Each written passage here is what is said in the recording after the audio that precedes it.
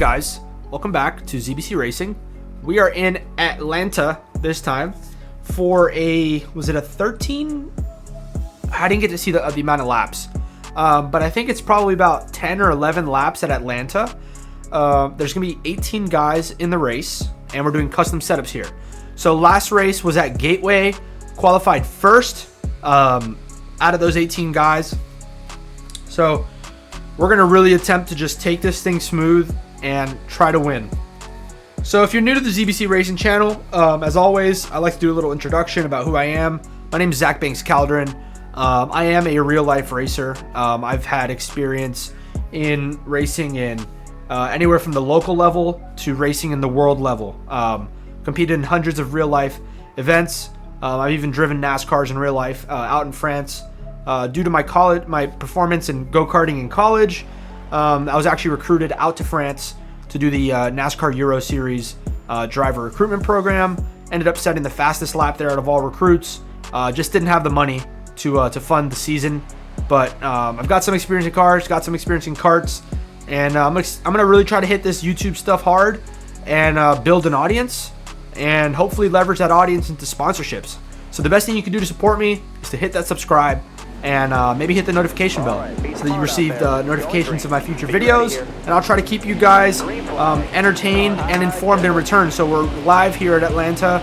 I'm gonna let narrator Zach take the lead on this one. This is gonna be a little we're gonna do a little experiment, see if I can just race and then have future Zach step in and kind of tell you what I'm thinking so that there's no distraction. Yeah, so I appreciate that pass, Zach, and here's future Zach, narrator Zach, checking in all the way from Europe, and looking at this oval type racing. A little strange when you're in Europe, but that's okay. So lap one, if you look in the rear view mirror, we got three guys chasing us. Really at this point, I wouldn't say going full out, obviously. Tires haven't warmed up completely, but just trying to get into the groove, trying to get into the rhythm, not pushing the issue all the way down to that yellow line in turns 1 and 2. So really what I'm trying to do is just feel out the competition. So you see me looking back, I'm really focused, looking in the rearview mirror, and just trying to get a feel for how hard we have to push in order to build that gap. I like to build the gap, as I've said in previous videos, to about 0.6 seconds, meaning 0.6 of a second. Now, why is that? That kind of takes the opponents out of the range of draft, where then they can use that to their advantage and suck up to the back. So now I'm kind of pushing a little bit harder, getting a little squirrely going into the first 2 turns. And as you could see in the mirror, we are starting to now pull away from the guys in second, third, and fourth. So get up right next to that wall, actually just clip it, but not enough to hurt the car or anything, and keep it nice and painted down on that yellow line.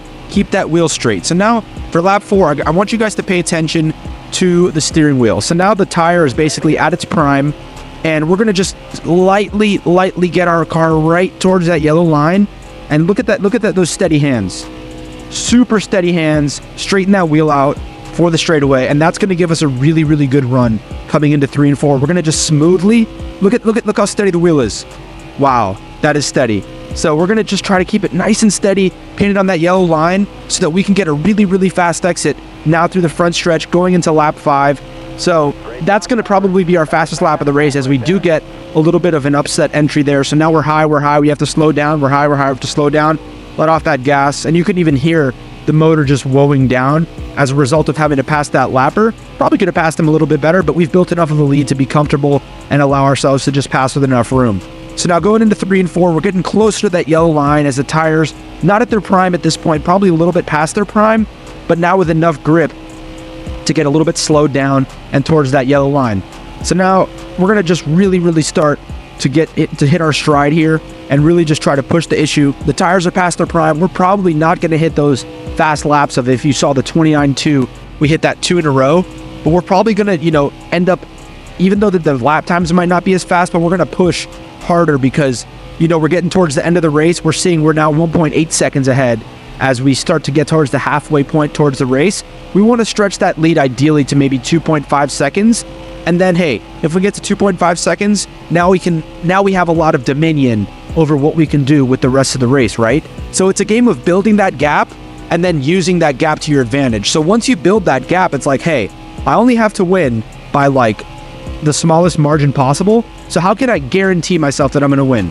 So what we do there is, in that case, After we get this little push, trying to get ourselves to 2.5 seconds around there, then you might think about backing off a bit to make sure that if that opponent somehow mounts a comeback, then all of a sudden you can save a little bit of tire temps and potentially, back off a little bit and then have some more to save if he does mount a challenge. So now you see me checking the tire temps.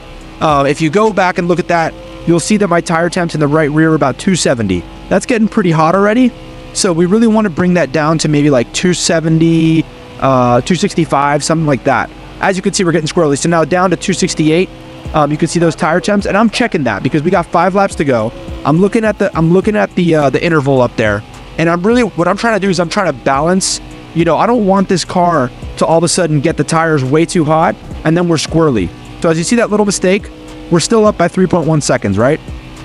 But if you guys haven't done this, if you guys haven't, raced here, it may look easy because my hands are so smooth, but getting through that corner so smooth, A, it takes up a lot of tire temp. You're going to really raise your tires, and B, it's not easy to keep that car straight. It will step out on you with the slightest mistake. So really, as you see me painted towards that yellow line, you have to do this with as much confidence as you possibly can and build up your skills slowly enough so that you can really send it in those corners with the right angles, so that when these cars are designed to be driven on the devil's edge. You have to understand that, right? These cars are not designed to be driven lifting. If you lift in the corners, meaning you take your foot off the gas, your car will step out and hit the wall and you're done for. So when you're driving on that devil's edge, then that's what the car is built for. That's when the tires are happy. That's when the suspension is happy. That's what allows you to keep your hands all steady. So when they say people make it look easy, well, I'm making it look easy because I've built my skills to a point where I can actually get to that point where my hands can be straight. So if you're really taking like a suboptimal, entry and exit into the corner, as we'll teach in other videos about those angles, as you see, look how easy it is for just to slide with the slightest mistake. But if you're taking these suboptimal angles, as you see right here, was a pretty suboptimal because we got that lap guy not really respecting the leader. But if you take that suboptimal angle into the corner or out of the corner, then you have to really compensate by yanking that steering wheel. And that's going to result in what we call hard hands. No one, in any racing, you do not want hard hands. You want soft hands, like you're playing a violin, like you're playing a piano. Why even try to pass me? I don't understand. So now we're going last lap, and I hope you guys learned a little bit about how to keep these soft hands, So this guy behind me is the lap car. how to manage your gap, and how to conserve tires at the same time. Still can't pass me. All right, guys. So that's going to be about it for the strategy portion of this. Now it's just getting through turns 3 and 4 as clean as possible. We basically smoked the field. I mean, I'm not going to lie. On every front, we were faster and ended up taking home that victory here at Atlanta Motor Speedway. So here's present Zach. Hoping you enjoyed future Zach's commentary. I'm sure I did a good job. I'm confident I did a good job. I probably did an amazing job. And let's just hope that that type of content works out for you guys. So if you guys thought that you guys like that narration type of thing where I come in after the fact, so really I feel like, look, I think the reason why that's going to work, having future Zach step in and talk about what happened, is because I can actually focus and get the absolute best.